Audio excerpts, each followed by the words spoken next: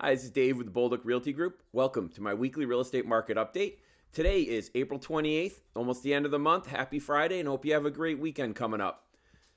The question I have for you today is it timing the market or time in the market? Before we jump into that, please like, subscribe, ring the notification bell. Comments and questions are always welcome. You can throw the comments down below there. It's talking about the Connecticut real estate market key stats. We have 3,566 homes active on the market today. It's actually down 26 homes. We had 220 new listings just over the last 24 hours. So we are seeing houses come on, but just as quickly they're going off. We had 2,943 closings in March. We're at 2,152 in April right now. We'll see that number jump up as the month ends and people finish up closing out their closings and their information.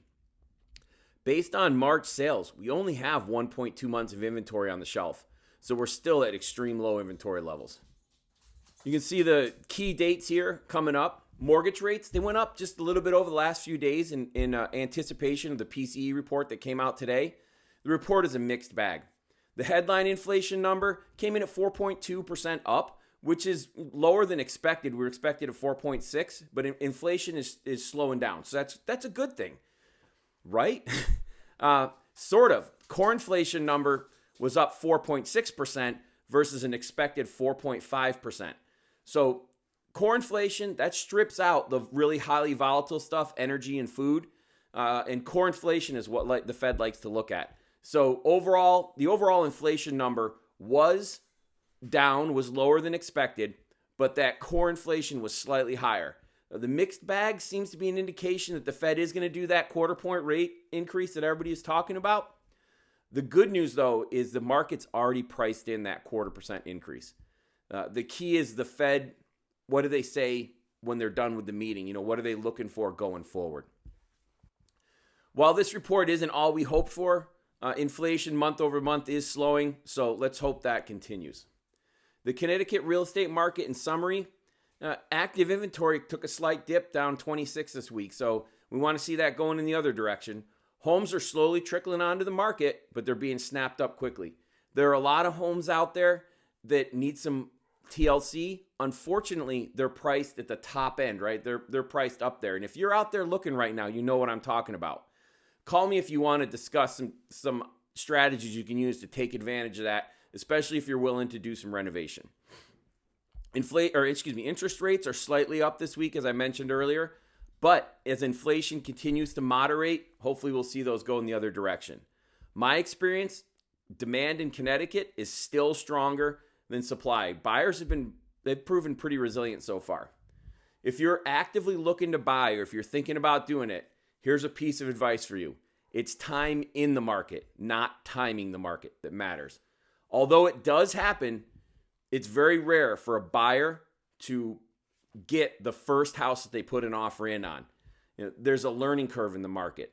Buyers who've been in the market for a little while, they've been through a few offers, they know how important it is to be fast and to make the strongest offer possible. They've experienced the lost opportunities and the strong competition that is out there.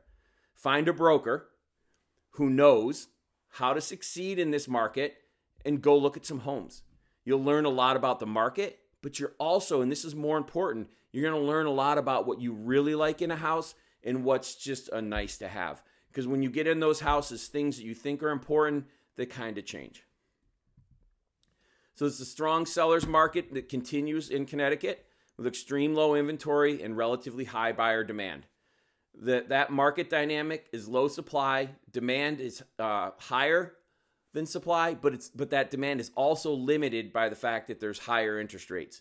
Mortgage rates have kind of been stuck in that mid 6%. If they do start to trend down, I do expect demand to go up. We talked about foreclosures last week. There's not a lot going on there right now. There are some on the market, but it's not a flood. Other sources of supply, which are new construction and then people selling their existing home, they're generating a steady but low number of listings. Until we get balance and supply and demand again in the market, we're going to continue to see some level of appreciation in housing prices. Talking about the primary mortgage market survey, we're at 6.43%, up slightly from 6.39 last week. The mortgage rates increased slightly again this week in anticipation of the PCE report. With the report out now, we have to wait for the Fed meeting next week. The PCE was a mixed bag, as I discussed. Core inflation is a little bit stickier than what we were expecting. The market is expecting a 0.25% rate increase, followed by a halt to rate hikes. The Fed comments coming out of their meeting are going to be a big news item next week. Let's hope for the best on that.